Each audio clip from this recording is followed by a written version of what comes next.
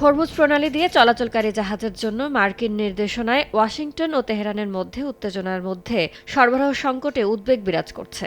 এমন প্রেক্ষাপটে মঙ্গলবার বিশ্ববাজারে অপরিশোধিত তেলের দাম কিছুটা কমে গেছে।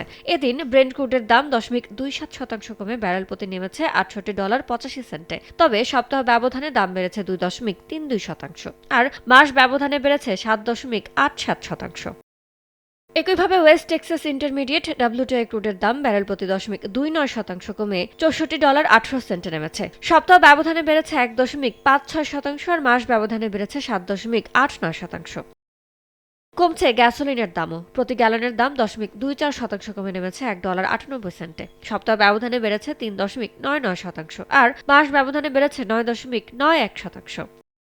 চাহিদা কমায় নিম্নমুখী প্রাকৃতিক গ্যাসের দামও। প্রতি MMBTU এর দাম 0.78% কমে নেমেছে $3.11। সপ্তাহ ব্যবধানে দাম কমেছে 5.96%, আর মাস ব্যবধানে কমেছে 8.66%।